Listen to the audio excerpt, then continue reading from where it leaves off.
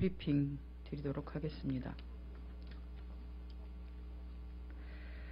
새누리당이 당정 협의를 통해서 연말정산 보완책의 소급 적용을 위해 여야 합의로 입법을 추진하겠다고 밝힌 것은 박근혜 정부의 조세 정책에 심각한 문제가 있음을 자인한 것입니다. 지금이라도 조세 형평성을 바로잡고 또한 조세 정의를 실현하기 위한 대책을 세워야 할 것입니다. 어제 미국의 오바마 대통령은 국정연설에서 몇몇 소수에게만 특별히 좋은 경제를 받아들일 것인가, 아니면 노력하는 모든 사람의 소득과 기회를 확대하는 경제에 충실할 것인가 라는 질문을 던지며 중산층 경제의 중요성을 강조했습니다. 또한 상위 1%가 자신들의 축적된 부에 걸맞는 세금을 내는 것을 회피할 수 있게 해서 불평등을 초래하는 세금 구멍을 막자 우리는 그 돈으로 더 많은 가정의 자녀 교육이나 또는 교육에 쓰도록 활용해야 한다고 강조했습니다. 조세 형평성에 대한 심각한 문제가 제기되고 국민의 조세 저항 움직임이 일어나고 있는 우리의 현실을 볼 때 함께 곱씹어봐야 할 대목이 아닌가 생각됩니다. 새정치민주연합은 세수 부족을 소득세 인상만으로 해결하려 한 정부의 편향적이고 또한 삐뚤어진 조세 정책을 바로잡고 세수 부족에 따른 재원 마련을 위한 대기업의 법인세율 정상화 등 부자 감세 철회를 위해 노력해 나갈 것입니다. 국회의 교섭단체 대표연설에서 우리 당 문희상 비대위원장이 제안한 국민대타협위원회를 조속히 구성해서 여야, 직장인, 자영업자, 그리고 노사 등 각 계층을 대표하는 단체와 대표들과 함께 사회보장 재원 마련과 조세정책 개편을 위한 논의를 만들어가는 것이 합당할 것입니다.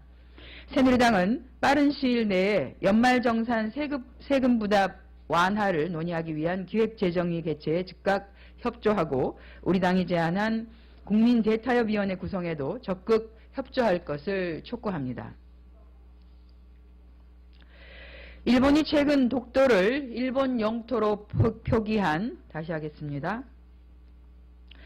일본이 최근 독도를 일본 영토로 표기한 2014년 방위백서 한글본을 국방부에 전달했지만 5일 뒤에야 이를 파악하고 대응에 나선 것으로 드러났습니다.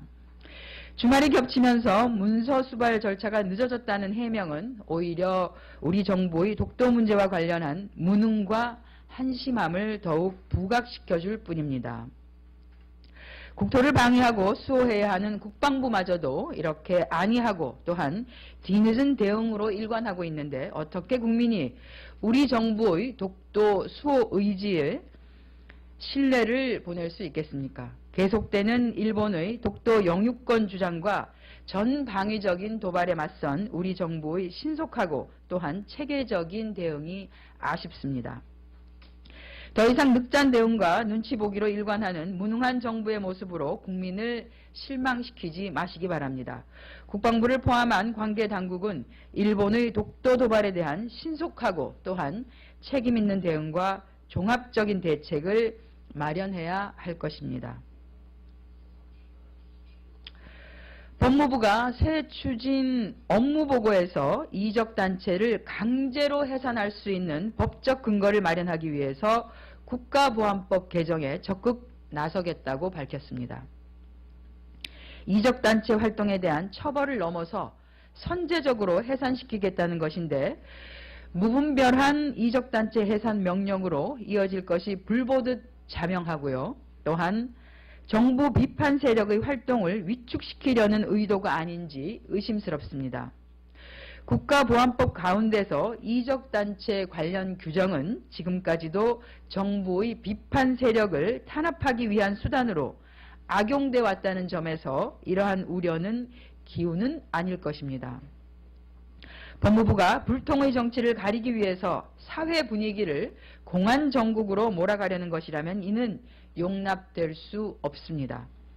시대를 거스르려는 퇴행적인 발상을 버리고 국민의 지적에 귀 기울이는 소통의 정치를 펼칠 때 국민의 지지도 다시 돌아온다는 점을 당부해 드립니다.